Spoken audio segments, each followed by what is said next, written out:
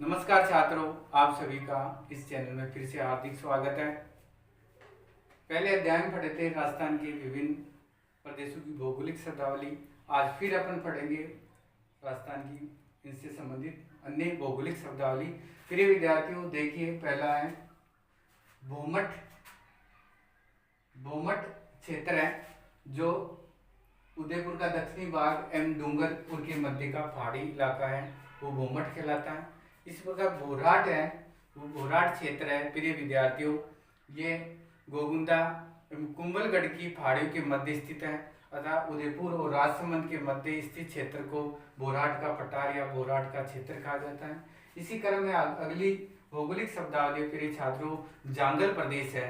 जांगल प्रदेश है बीकानेर एवं जोधपुर का उत्तरी भाग को जांगल प्रदेश के नाम से जाना जाता है। प्रिय विद्यार्थियों, जांगल प्रदेश में प्राचीन काल में तथा वर्तमान में कंटीली वनस्पति पाई जाती है। इस प्रकार अगली शब्दावली है जो कि मरुस्थल से संबंधित है, वो है बरखान। क्या है प्रिय विद्यार्थियों? बरखान है अर्धचंद्राकार जो बालू के टीले पाए जाते हैं, स्तूप पाए जाते हैं, वो कहलाते हैं बरखान। ये बरखान जब हवाएं होती है, हवाओं के जो सम्मुख अर्धचंद्राकृति में जो भाग बनते हैं, जो टीले बनते हैं, वो कहलाते हैं बरखान। अर्थात सम्मुख भाग उत्तल ढाल होता है, विमुख भाग अवतल ढाल होता है, साइडों में सीम नुमा आकृति होती है, वो बरखान कहलाती है। अतः अर्धचंद्राकार स्तूप सबसे अधिक प्रिय विद्यार्थियों शेखावाटी के चूरू क्षेत्र में देखने को मिलते हैं। इसी प्रकार सीप है, सीप कहलाती, ये भी अर्धचंद्राकार बरखान का ही रूप है, लेकिन बरखान की एक भुजा आगे की तरफ चली जाती है, एक भुजा आगे की तरफ चली जाती है और सीप नुमा आकृति में हो जाती है। वो प्रिय विद्यार्थियों वो बालू का टीला या स्तूप मुख्य रूप से बरखान की आकृति का विस्तृत रूप सीप कहलाता है। इसी प्रकार प्रिय विद्यार्थियों पोराबोलिक है।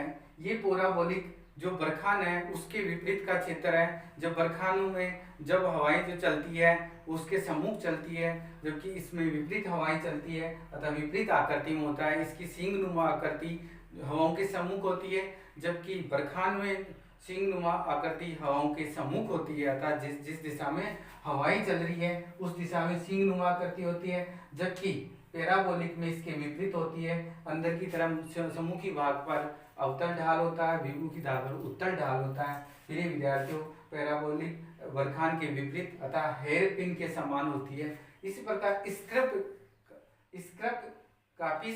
स्क्रब कापिस है जो देखा जाता है मरुस्थल के अधिकांश क्षेत्रों में देखा जाता है, जहाँ विभिन्न प्रकार की झाड़ियाँ होती है, बहुत सारी झाड़ियाँ होती है, विशाल झाड़ियाँ होती है। उन झाड़ियों के मध्य छोटे छोटे टीले होते हैं, उन टीलों को स्क्रब कापिस कहा जाता है मरुस्थल में। इसी प्रकार प्रिय विद्यार्थियों अगली भौगोलिक शब्दावली है वो है सर एक मानसूनी तालाब होता है। जब मानसून होती है, बरसात आती है, तो निम्न तल्ली के निम्न भाग में बेसिन में पानी भर जाता है, तो वो बेसिन नुमा आकृति सर कहलाता है। इसी प्रकार के विद्यार्थियों इसी क्रम में आगे अगर चलते हैं तो जोड़ ये शेखावटी शब्द से लिया गया साहब। ये जोड़ है, एक तालाब का रूप है।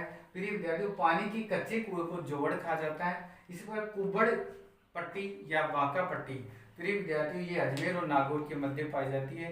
जिस क्षेत्र में फ्लोराइड की अधिक मात्रा होती है उसे बांका पट्टी कहा जाता है कि फ्लोराइड की अधिक मात्रा के कारण वहाँ के स्थानीय व्यक्तियों की कमर झुक जाती है, बाकी हो जाती है, इसलिए राजस्थानी भाषा में उस क्षेत्र को बांका पट्टी या कुबड़ पट्टी कहा जाता है। इसी प्रकार पलाया एक बेसिन नुमा एक झील होती है। इस झील को प्रिय विद्यार्थियों इसमें खड़ीन की कृषि की जाती है, रबी के मौसम में की जाती है, जो सरसों चना के लिए फेमस होती है। ये खड़ीन झील भी कहलाती है, इसको डाढ़ झील भी कहते हैं। ये पलाया सबसे ज्यादा राजस्थान में जैसलमेर में देखे जाते हैं। इसी प्रकार अगली जो भौगोलिक शब्दावली है भौतिक क्षेत्रों से संबंधित है वो प्रिय विद्यार्थियों रन क्या है? रन को टाट भी कहते हैं।